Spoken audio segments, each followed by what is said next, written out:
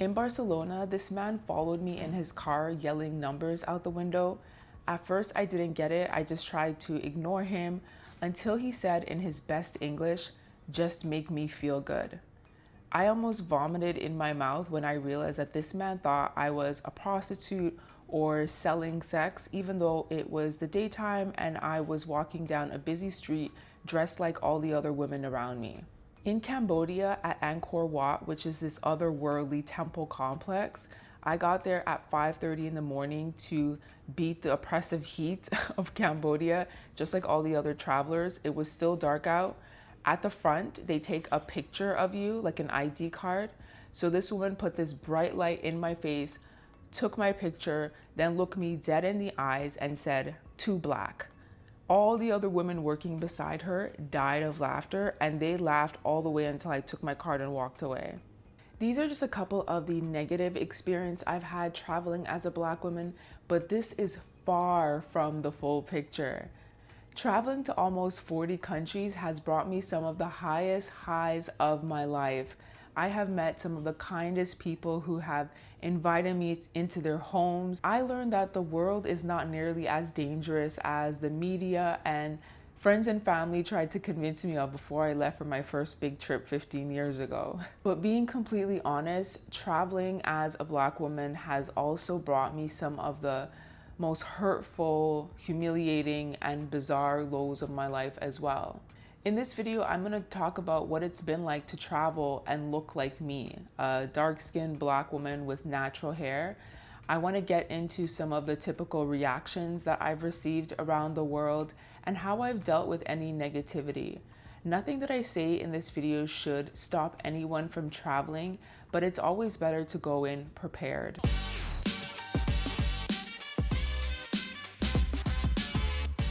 Hey, I'm Latoya and welcome to my channel. This channel is all about my obsession with travel, locks, and lifestyle design. So if you're into any of those things, go ahead and hit that subscribe button. I've been traveling solo since I was a teen.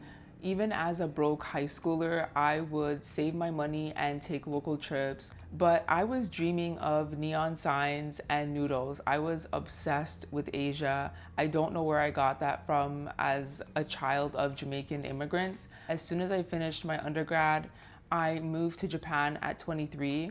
I lived in Tokyo and I taught English at a university. I loved my life overall. It was amazing. I was living my dream. But it was my first real experience living in a homogeneous society where every single day I was reminded through people's actions that I was an outsider. The pointing, the staring, the laughing, that was initially a lot for me as a young woman from Toronto, one of the most diverse cities in the world. I was not used to that level of open racism and xenophobia. Luckily, the majority of my travels have just been traveling. It's just exploring new places, meeting people who do not care about my race, seeing beautiful landscapes, eating delicious food. When there are reactions to my Blackness though, it can be pretty strong and obvious depending on where I am in the world. Let's group these reactions into two buckets: positive and negative. And let's start with the positive reactions because we're positive around here. I found that being a Black woman in certain places has brought me genuine curiosity that leads to connection. For anyone from a multicultural country or city, it's hard to imagine how many people around the world have only seen Black people on TV.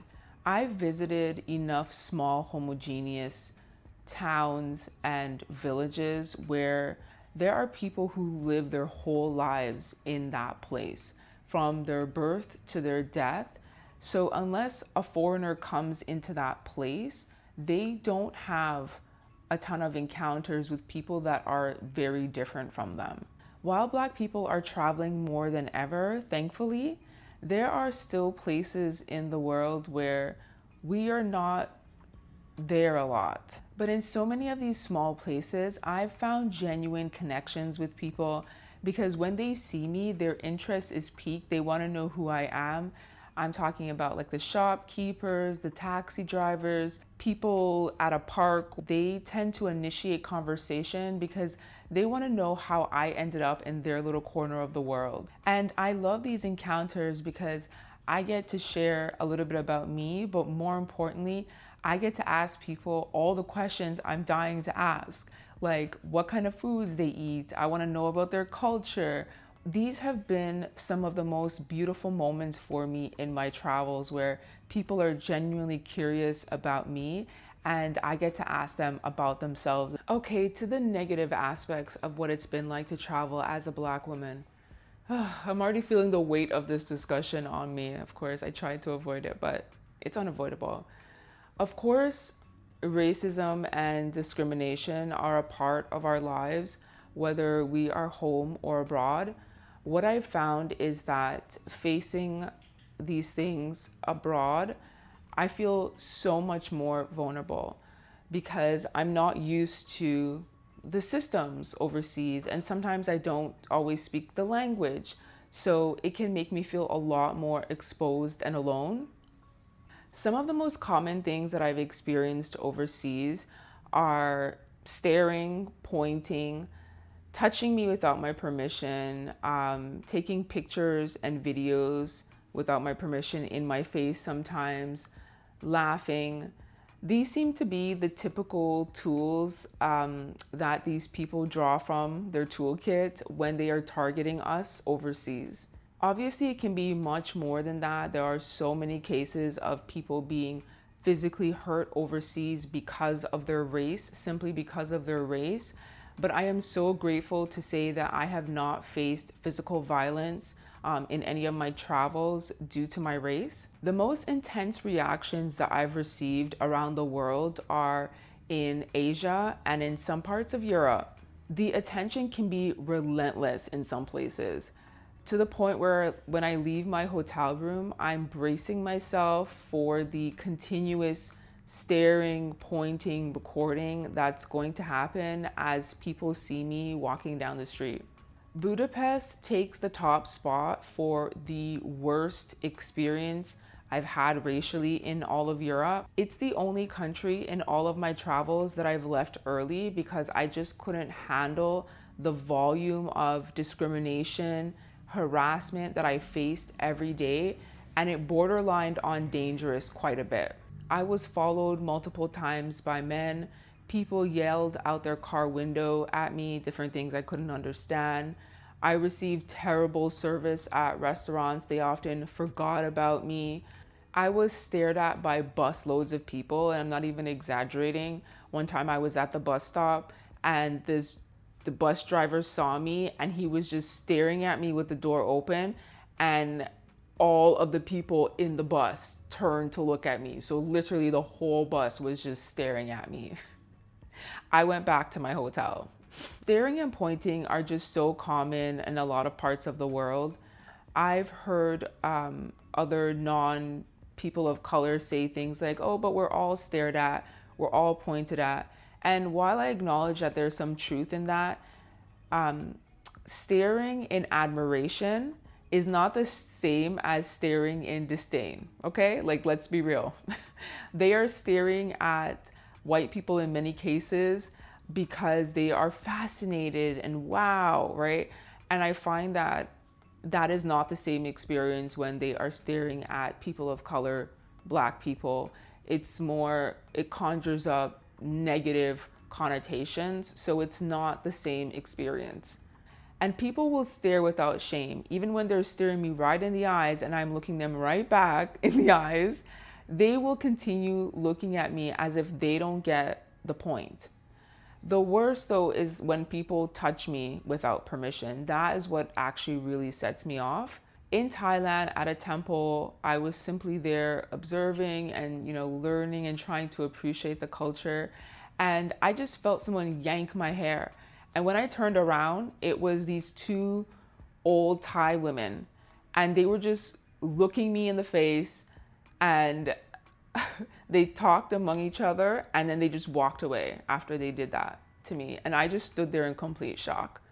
Sneaky pictures and videos are another weird thing that people do. And I'm just like, what are you doing with that footage? I don't get it. As a solo Black woman, the most dangerous part of traveling, in my experience, has been men. I mentioned being propositioned in Spain, and that happens to me every single time I go there. I love so many aspects of the Spanish culture, but I hate their attitude towards people of color. And of course, not every person is like this. I never mean to make blanket statements about everybody in a country, but there are prevalent attitudes that Black people, in Spain, it's really Africans, are coming in and ruining the country. And that spills over to anybody who's there that's a person of color. The disrespect is so real and so open, and the same applies to Italy. What I find in so many of these countries is that the hatred and the disrespect is so real. It's like right there on the surface of conversations and interactions that you see on the street. But the men are willing to use us, that's Black women, for their sexual pleasure or to fulfill their fetishes. Again, not everybody is like this. That is definitely not the case. I have some amazing Spanish and Italian friends, but even a lot of them will admit there is a segment of the population that disrespects us, Black people. But like I said, the men are more than willing, from what I've seen, to have encounters with us that fulfill their needs. I have literally had conversations with men in these countries who were talking about these Africans and how they're dirty and all of that. And then in that same conversation will be like, come, let me buy you a drink or something like that. It's twisted. Unfortunately, so much of what I've described is unavoidable as a Black traveler, and especially as a Black woman traveling on my own. Now I'm a mom and I'm traveling with my daughter.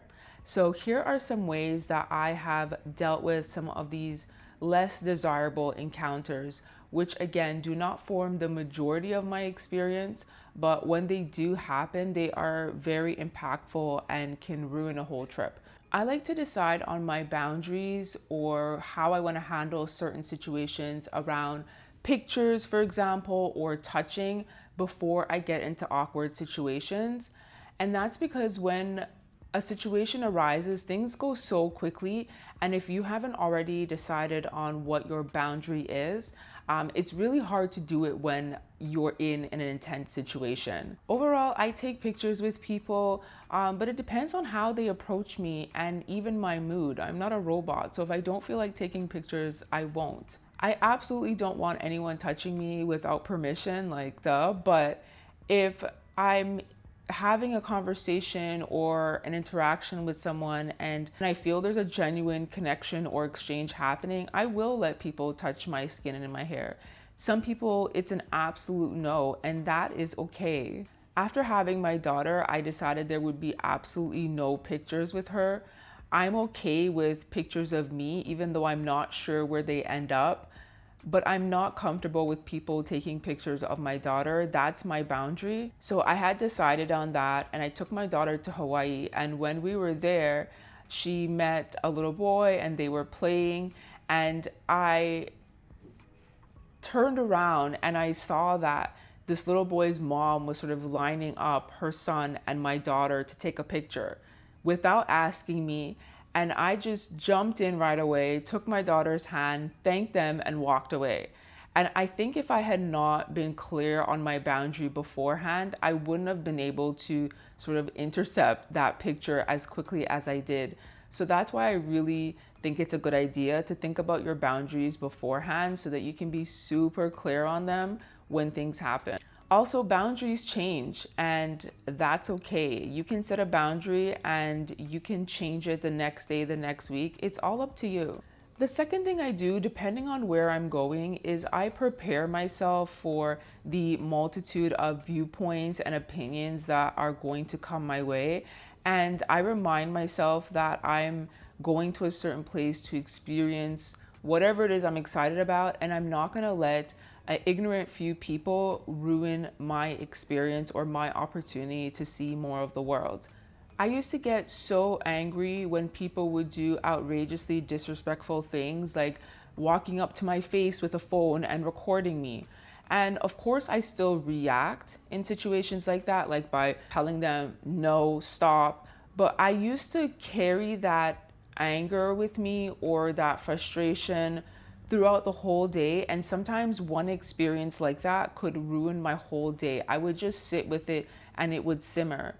Now, what I try to do is release that, calm myself down after an intense situation. I sometimes even go back to my room to do this, to just recenter myself so that I can continue on with my day and continue on with my trip without holding on to these emotions that I find really put a damper on your experience while you're there. I've decided that I'm not gonna let those people steal my whole experience, waste my whole money, all the effort that it's taken to get there. I still want to get the joy out of the experience. And so I need to do the work internally to like recenter myself so that I can still find the joy and the happiness of that place. So that's my approach. I don't think everybody will agree with it. You don't have to, that's okay. But that's an approach that I take. And also I just have learned to ignore a lot of things.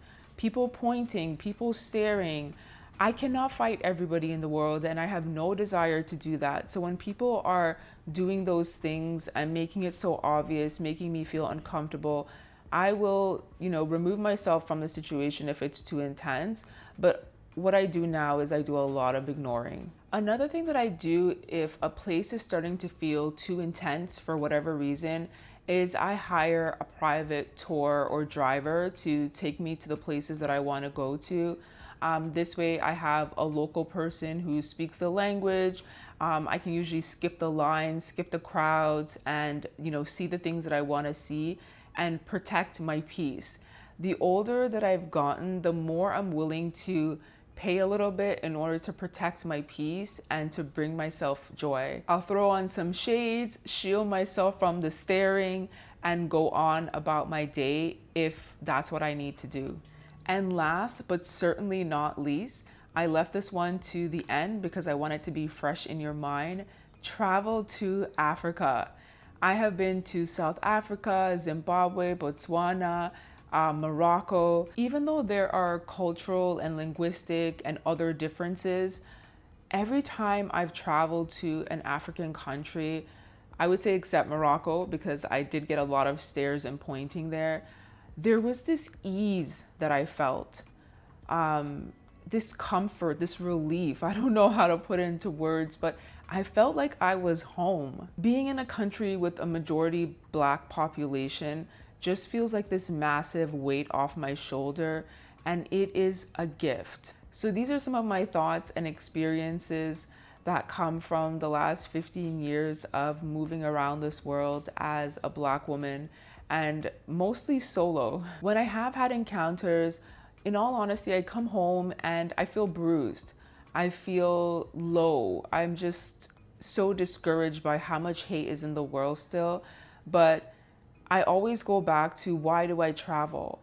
I travel to expand my mind. I travel to see places beyond my landscape and my borders. And that goal of mine is not going to be stifled by ignorant people. And they're everywhere. They're even right here in Toronto where I live. And I'm just not going to let those people stop me from doing the things that make me happy, that's seeing the world. So keep that in mind. Remind yourself why you are traveling, what it is that you're trying to achieve when you run into those tough moments, because it will really help. Not everyone is going to agree with everything I've said in this video, and that is okay. These are my experiences, my thoughts. You're entitled to your own, and I respect that. We don't all have to agree on how to navigate this very unfair, tricky, and sometimes just mean world. So thank you so much for watching until the end. I really appreciate you. If you got some value from this video or enjoyed it, please hit that thumbs up button, and don't forget to subscribe for more videos. Thanks again for watching, and see you in the next one. Peace.